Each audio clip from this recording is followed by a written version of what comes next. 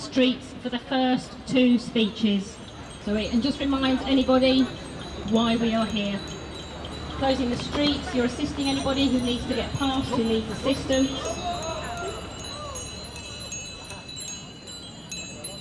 Sadly, this is the 7th time I've set up a vigil, and this is for the 7th and 8th persons killed while cycling in London. While we were discussing a vigil for Clifton James, who was killed on Sunday the 21st of June in Harrow, we heard about the death of Ying Tao here at Bank on Monday the 22nd of June. Ying Tao was the 6th woman to be killed, the 7th person to be killed by a lorry in London. Hi everyone, I'm here to represent Ying's family and friends, and here we are very sad to lose Ying. Today we just sent her off in her cremation. It's really a tragedy because Ying was supposed to have a very, very promising life. She excelled in everything she's ever done. And I really want to thank everyone who is here today. And together I think we can make a change, we can make a difference, we can stop at least the HGV from being here in peak time. And we should save more cyclists from such tragedy, and of course the cyclist families. And together I believe we can make a change. And thanks Nicola for organizing this. At this stage I would like you all to lie down in the streets, and we'll have a couple of minutes to remember her and to think of her family. Thank you so much.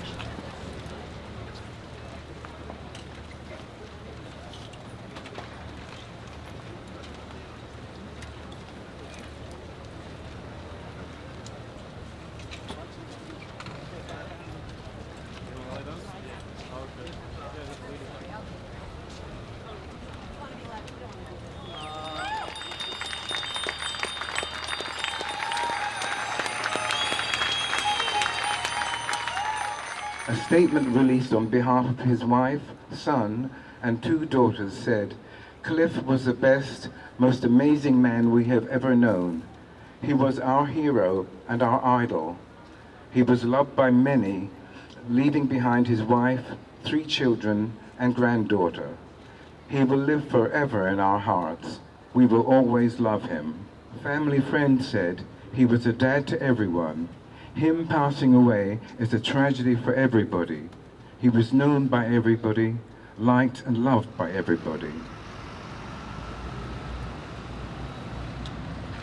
We can see that junctions like this one, which is shockingly dangerous, that attempts to make it better are being held up for years. And we need this to be treated as an emergency. It's not acceptable when we know that we can act quickly. For example, with the Olympics, massive changes can be made at very little notice. But still, all of us know, I know, near me, there are junctions that will kill. There are junctions that will seriously injure, that will leave people disabled for the rest of their lives. We know these junctions, we know these places exist. I could tell you where they exist. And it's not acceptable that these things just continue, that the toll just carries on rising. It's great to see so many people out today, especially in view of the fact that already there have been 2 actions here since last Monday. Wednesday's London cycling campaign flash ride brought this junction to a standstill, and on Friday evening around about 1,000 participants in critical mass held this junction for half an hour in the name of Ying Tao, and I was incredibly proud to be part of that. I'm surprised there aren't even more deaths and serious injuries at this junction. It was built decades ago and wasn't designed for modern traffic flow.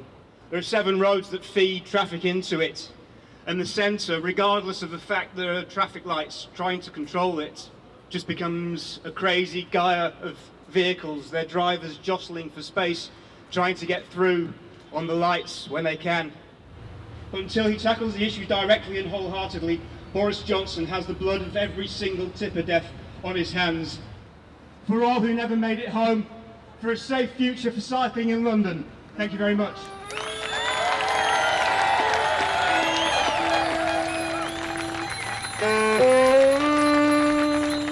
Thank you.